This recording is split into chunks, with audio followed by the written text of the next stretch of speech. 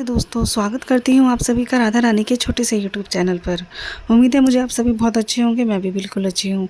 तो आज हम बात करने जा रहे हैं दोस्तों अक्षय तृतीया की।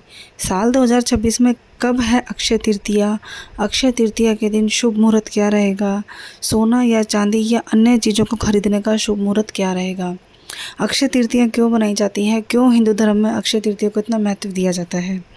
तो यही सभी जानकारी आपको आज मेरी इस वीडियो में मिलेंगी। वीडियो को एंड तक देखिएगा। वीडियो में कुछ उपाय बताए जाएंगे, वो उपाय अवश्य कीजिएगा। हो सकता है छोटे मोटे उपाय करके आपके जीवन की बड़ी बड़ी परेशानियां हल हो जाएं।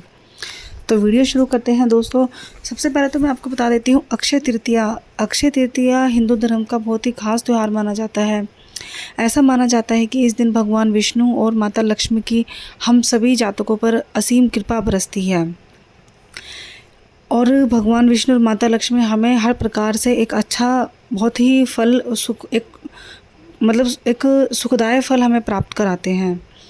तो जो अक्षय तृतीया होती है दोस्तों, वह वैशाख महीने के शुक्ल पक्ष की तृतीया को बनाई जाती है। आपने मेरी वीडियो पहले भी देखी होंगी तो आपको पता होगा, शुक्ल पक्ष और कृष्ण पक्ष यानी कि जो पूर्णमासी के बाद के 15 दिन होते हैं वह कृष्ण पक्ष कहलाते हैं और जो अमावस्या के बाद के 15 दिन होते हैं वह शुक्ल पक्ष कहलाते हैं। तो वैशाख महीना हमारा पूर्णमासी से शुरू हो चुका है।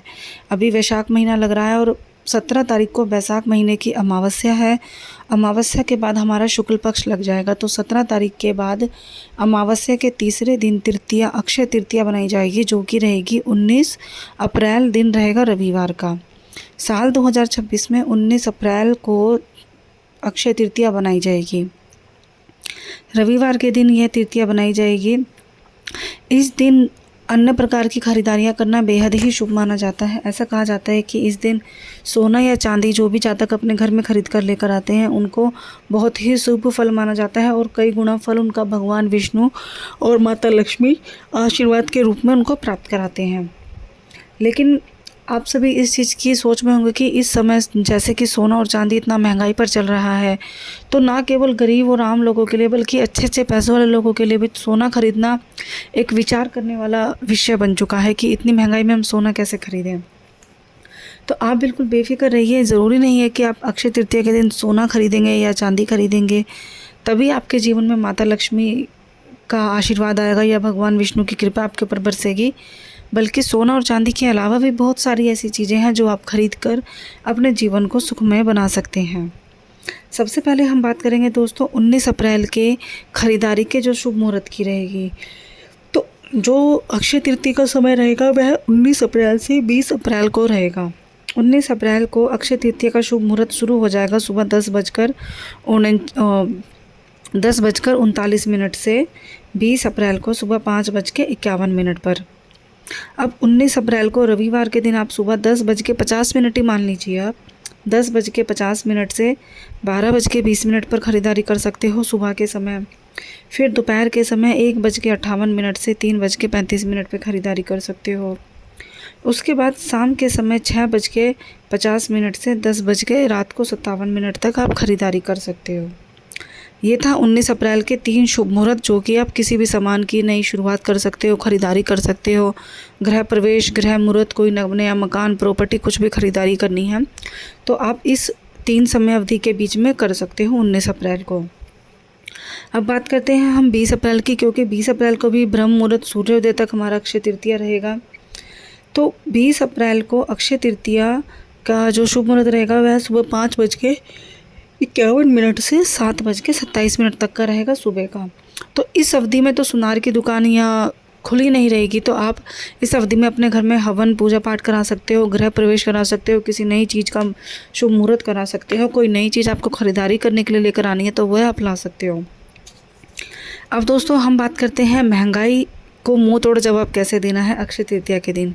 देखो, आप मेरी बात समझ गए होंगे। देखो, जो लोग गरीब हैं या जिनका थोड़ा बजट कम है या आम लोग हैं, मध्य वर्ग के लोग हैं, वो सोना चांदी आसानी से इतनी जल्दी नहीं खरीद सकते इतनी महंगाई में। तो अक्षय तृतीया के दिन आप निराश ना होइएगा। आपके लिए है दूसरा उपाय, जिससे कि आप उन चीज़ों को खरीद कर भी अपनी उतने ही फल प्राप्त कर सकते हैं जितना कि सोना या चांदी को खरीद कर किया जाता है। तो यदि आप सोना या चांदी ना खरीद सकें तो सबसे पहले आप खरीद सकते हैं धनिये के बीज। धनिये के बीज खरीदना उतना ही फलदायक होता है जितना सोना या चांदी।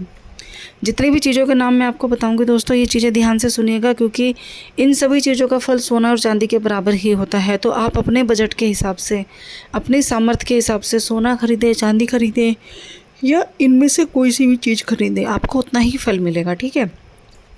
धनिये के बीज, तांबे के बर्तन, लाल कपड़ा, साबुत चावल, कटे हुए किनकी चावल नहीं, साबुत चावल, घी, मिट्टी का घड़ा या मिट्टी से बना कोई भी बर्तन, दिए खरीद सकते हो आप, मिट्टी के गमले भी खरीद सकते हो आप, मिट्टी का बना कोई भी बर्तन आप उपयोग में लाने वाला हो वो खरीद सकते हो, छोटी छोटी मूर्तियाँ खरीद सकते हो, इनमें से आप कोई भी चीज़ें खरीद सकते हो। तो आपको उतना ही फल मिलेगा जितना कि सोना या चांदी का। इसके अलावा अक्षय तृतीया के दिन दोस्तों कई सारी चीज़ें ऐसी होती हैं जो कि, जैसे कि दान पुण्य करना, जो चीज़ें आप खरीदारी के लिए मैंने आपको बताई है, जैसे कि धनिया, मिट्टी के बर्तन, मिट्टी का दिए, गमले, मूर्तियाँ, तांबे के बर्तन, लाल कपड़ा, ये चीज़ें आप खरीद भी सकते हो और इन्हीं चीज़ों को आप दान भी कर सकते हो किसी भी ब्राह्मण को, गरीब को या ज़रूरतमंद को। ऐसा कहा जाता है कि इन चीज़ों को दान करने से हमारे जीवन में हमें कई गुना फल प्राप्त होता है, जो कि हमें अक्षय तृतीया के दिन भगवान विष्णु और माता लक्ष्मी की कृपा से प्राप्त होता है। अक्षय तृतीया के दिन मिट्टी के बर्तन ही क्यों खरीदे जाते हैं या मिट्टी से जुड़ी चीज़ें ही क्यों खरीदी जाती हैं दोस्तों? तो ऐसा कहा जाता है कि मिट्टी जो है मंगल ग्रह का कारक है, मंगल ग्रह पे मिट्टी ही पाई जाती है और मंगल जो है, जो मिट्टी होती है वह मंगल ग्रह से ऊर्जा, ज़मीन व साहस हमें प्राप्त होता है।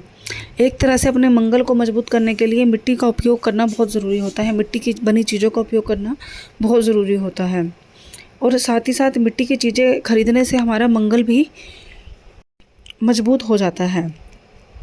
ऐसा कहा जाता है कि इस दिन अक्षय तृतीया के दिन मिट्टी का घड़ा, साफ़ सुथरा मिट्टी का कोरा घड़ा खरीद कर उसे अपने घर में लेकर आएँ, उसको धोएं और उसके अंदर साफ़ सुथरा पानी भरकर इस्तेमाल करें, तो वह पानी आपके लिए गंगा जल के समान हो जाता है।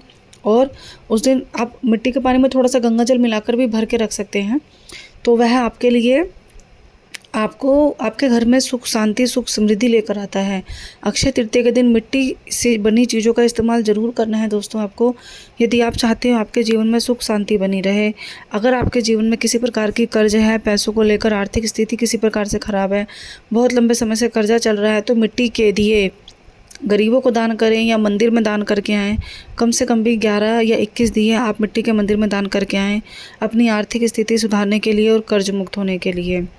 घर में मिट्टी का घड़ा भरकर रखें, जो कि आपके जीवन में सुख शांति समृद्धि लेकर आता है, एक सकारात्मक ऊर्जा आपको लाके प्राप्त कराते हैं। इसी के साथ साथ गहनों के अलावा कहा जाता है कि अक्षय तृतीया के दिन सोना खरीदना बहुत ही शुभ माना जाता है। तो सोना, आपका बजट है, आप सोने की, ज़रूरी नहीं कि आप सोने की बहुत सारी चीज़ें खरीदें, आप 4, 5, 10 लाख का सोना खरीदें। आप छोटा सा कोई एक नाक की नोज़पिन होती है, लौंग होती है, छोटी सी कोई चीज़ जो कि 3 या 4 हज़ार के बजट में आ जाए, आप वो भी ख़रीद सकते हो अगर आपका बजट बन पड़े तो। नहीं तो आप इनके अलावा, जो सोने के अलावा जो मैंने आपको दूसरी चीज़ें बताई हैं वह भी आप खरीद सकते हैं। इसीलिए आपने देखा होगा कि अक्षय तृतीया के दिन सुनार की दुकान के साथ साथ कुम्हार की दुकान पर भी उतनी ही भीड़ लगी होती है जितनी कि सुनार की दुकान पे, क्योंकि सोना और मिट्टी दोनों ही बराबर होते हैं अक्षय तृतीया के दिन। भगवान विष्णु के लिए सभी चीज़ बराबर है, माता लक्ष्मी के लिए सभी भक्त बराबर हैं, तो वह उस दिन सोना और मिट्टी में कोई भेद नहीं करते। सोना खरीदने वाले को भी और मिट्टी खरीदने वाले को भी उतना ही फल और पुण्य प्राप्त होता है दोस्तों। अब मैं बताती हूँ कि अक्षय तृतीया की इतनी मान्यता क्यों है, क्यों इस दिन लोग सोना चांदी खरीदते हैं और क्यों इस दिन लोग इतने इसको पर्व की तरह बनाते हैं। तो दोस्तों, अक्षय तृतीया के दिन हमारे त्रेता युग की शुरुआत हुई थी। अक्षय तृतीया के दिन ही भगवान विष्णु का छठा अवतार परशुराम जी का भी अवतार हुआ था, इसीलिए उस दिन परशुराम जयंती भी बनाई जाती है। इसी